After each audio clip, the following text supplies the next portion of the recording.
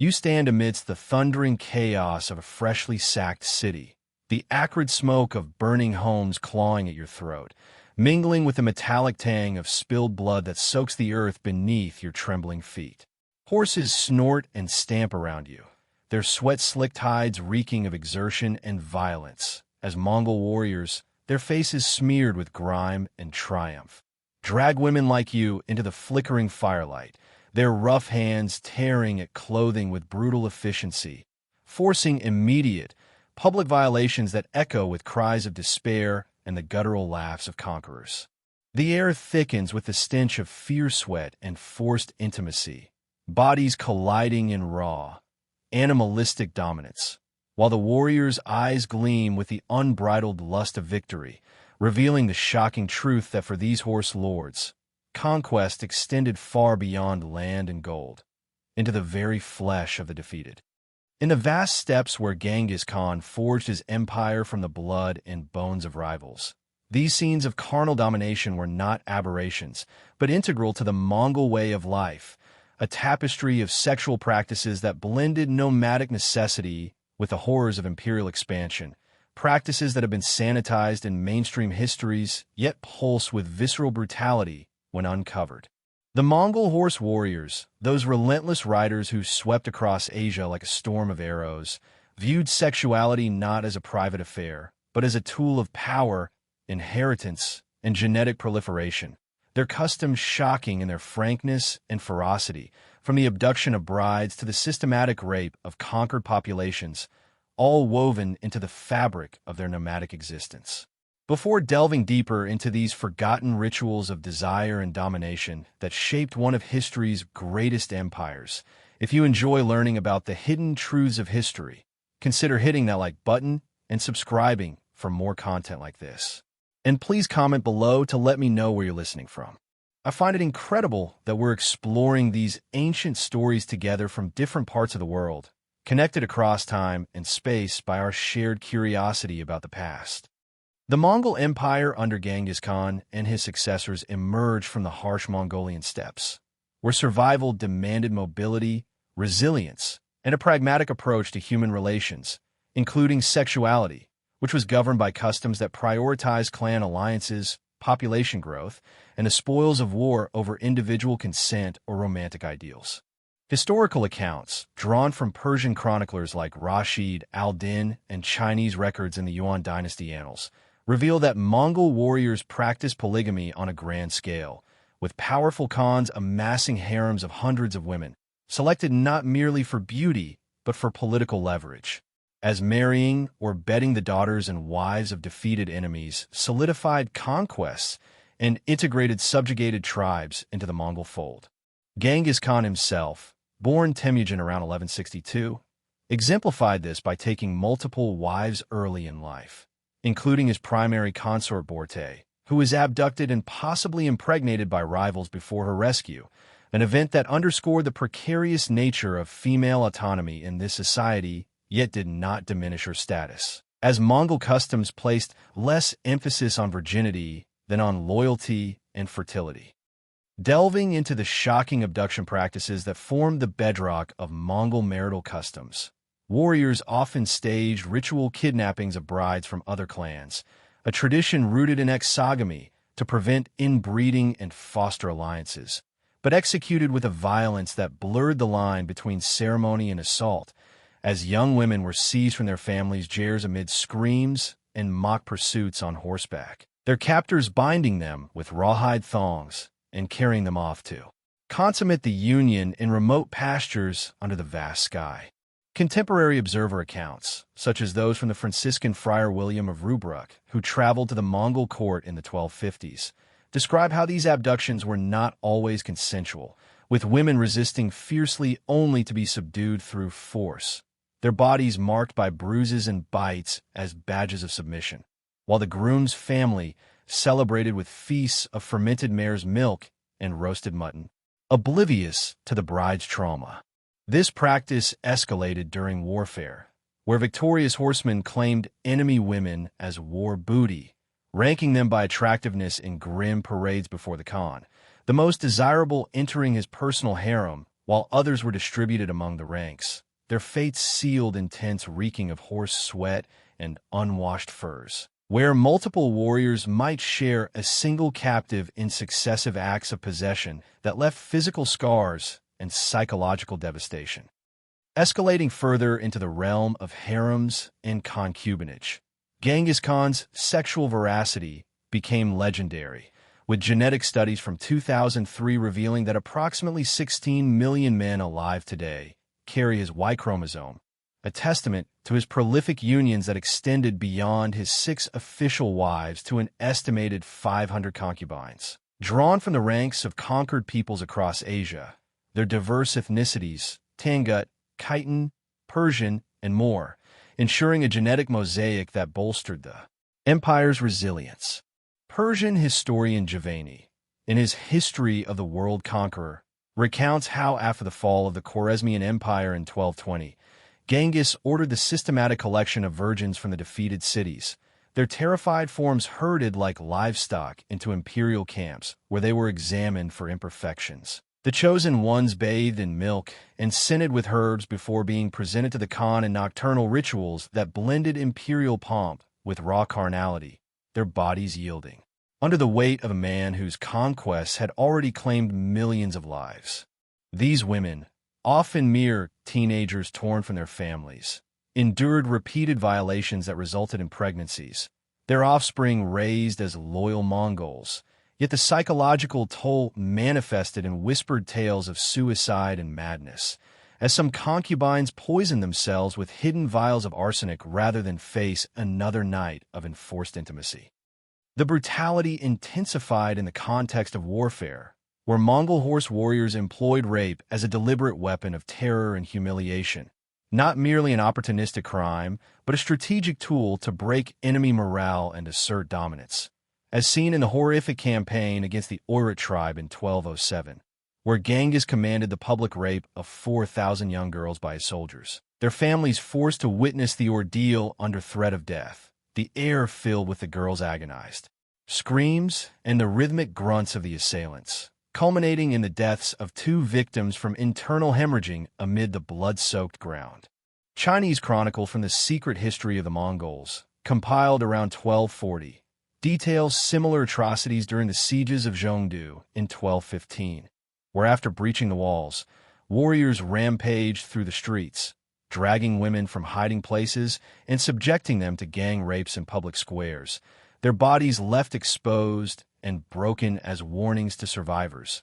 while the victors celebrated with looted wine, their laughter echoing over the sobs of the violated. This systematic degradation extended to noble women, such as the wives of defeated Khans, who were paraded naked before assemblies of warriors, their dignity stripped away in acts of symbolic conquest that reinforced the Mongols' psychological warfare, leaving generational scars on subjugated populations.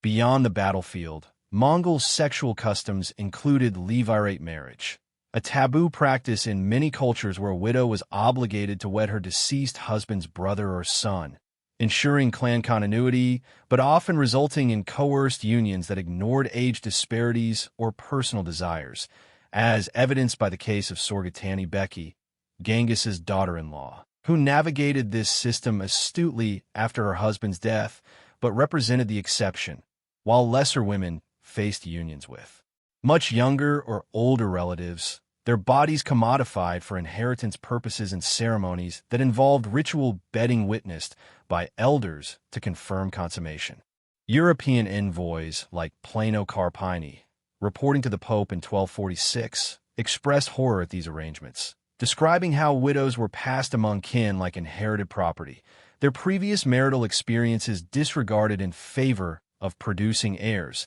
leading to complex family dynamics riddled with jealousy and violence, where stepmothers might endure abuse from stepchildren or rival wives in the confined spaces of nomadic jairs, the air heavy with unspoken resentments and the sense of shared bedding. Psychological analysis, informed by modern understandings of trauma, reveals how these practices fostered a culture of paranoia and isolation among the powerful, as Khans like Genghis grew increasingly suspicious of their vast harems, fearing plots hatched in the whispers of concubines who harbored grudges from their forcible abductions, leading to purges where suspected disloyal women were executed in grotesque fashions, such as being sewn into carpets and trampled by horses, their muffled screams fading under the pounding hooves. The secret history alludes to Genghis's own fears, exacerbated by his early experiences with Borte's kidnapping, which manifested in draconian controls over his women's movements, confining them to guarded encampments where eunuchs, castrated captives from China, oversaw their daily lives, ensuring fidelity through surveillance that bordered on imprisonment. Yet this isolation only amplified the women's despair, resulting in clandestine affairs that, when discovered, triggered brutal reprisals, including flayings and public humiliations that served as deterrents to the entire court. The political ramifications of these intimate practices rippled through the empire, influencing succession and diplomacy, as Genghis's numerous offspring from diverse mothers created factions that vied for power after his death in 1227, with sons like Joki, whose paternity was questioned due to Borte's captivity, facing legitimacy challenges that fueled internal conflicts, while daughters were strategically married off to vassal rulers, their bodies serving as seals on alliances, often enduring. Unhappy unions far from home, where they wielded influence but at the cost of personal autonomy. Collateral damage extended to spouses and children, as primary wives like Borte navigated the influx of concubines with stoic resignation, their status elevated, yet their emotional worlds fractured by shared affections, while children born of rape or coercion grew up in blended families marked by hierarchies of maternal origin, the offspring of noble wives outranking those of captives, breeding resentments that occasionally erupted into violence, such as fratricides documented in Mongol annals. Attempts at concealment shrouded these practices from external eyes, as Mongol leaders projected an image of disciplined warriors to envoys and historians, censoring accounts of excesses in official records, while travelers like Marco Polo, who served Kublai Khan in the late 13th century, hinted at the opulent harems hidden behind silk screens, where the Khan's sexual indulgences were conducted in secrecy, guarded by protocols that forbade outsiders from gazing upon the women. Yet leaks through defectors and captured scribes revealed the underbelly of abuse, prompting moral condemnations in Islamic and Christian texts that portrayed the Mongols as barbaric libertines. As conditions worsened with the empire's expansion, practices intensified, with successors like Ogidi Khan establishing even larger harems fueled by tributary virgins from vassal states, their arrivals marked by exhaustive inspections that included probing for physical defects, leading to rejections that condemned women to servitude or worse, while the Khan's growing alcoholism, fueled by endless feasts, resulted in erratic behaviors, including forced participations in orgiastic rituals that blurred lines between consent and command. Desperate measures emerged as the empire strained under its own excesses, with Khans employing aphrodisiacs derived from ground rhinoceros horn and fermented herbs to sustain their virility amid aging and exhaustion from constant campaigning. Yet these remedies often failed, leading to frustrations vented through violence, as impotent rages prompted the mutilation of underperforming concubines, their disfigured forms cast out to beg on the steppes, surviving on scraps amid wolf packs and biting winds. Paranoia escalated into full-blown isolation, with later rulers like Gayub Khan surrounding themselves with loyal guards who vetted all entrants to the imperial gur, fearing poison or assassination plots orchestrated by scorned women. This seclusion fostering a court atmosphere thick with suspicion, where whispers could lead to executions, and the once mighty horse warriors found their private dysfunctions undermining their public authority, as rumors of infertility or perversion spread among the ranks, eroding morale. The final collapse manifested in the disintegration of the unified empire after 1260, as familial rivalries born of polygamous complexities fueled civil wars between the Golden Horde, Ilkhanate, and Yuan dynasty, with sexual scandals exacerbating divisions. such as accusations of incestuous relations among descendants that Persian historians like Adamalik Javani decried as signs of moral decay, leading to weakened leadership unable to maintain the vast territories. In death scenes, like Genghis's mysterious passing in 1227, possibly from a fall during a hunt or typhus contracted in camp, the role of his sexual practices loomed large, as his body, weakened by decades of excess, succumbed amid a harem that mourned not out of love but obligation. His final moments reportedly spent dictating inheritances to sons from various mothers, ensuring the perpetuation of his genetic line even as his empire teetered. Autopsies, or aftermath revelations, came through archaeological finds and genetic analyses, with modern DNA studies confirming the widespread dissemination of Mongol Y chromosomes, evidencing the scale of reproductive conquests, while preserved evidence in texts like the Compendium of Chronicles details post-death purges of harems to prevent uprisings, women slaughtered en masse and buried in unmarked graves to erase their stories. Historical cover-ups persisted, as Yuan dynasty records sanitized Genghis's biography, omitting the rapes and abductions in favor of heroic narratives, yet fragments from defeated people's accounts, such as Armenian chronicles, preserve the raw truths, painting a picture of suffering that mainstream histories long ignored.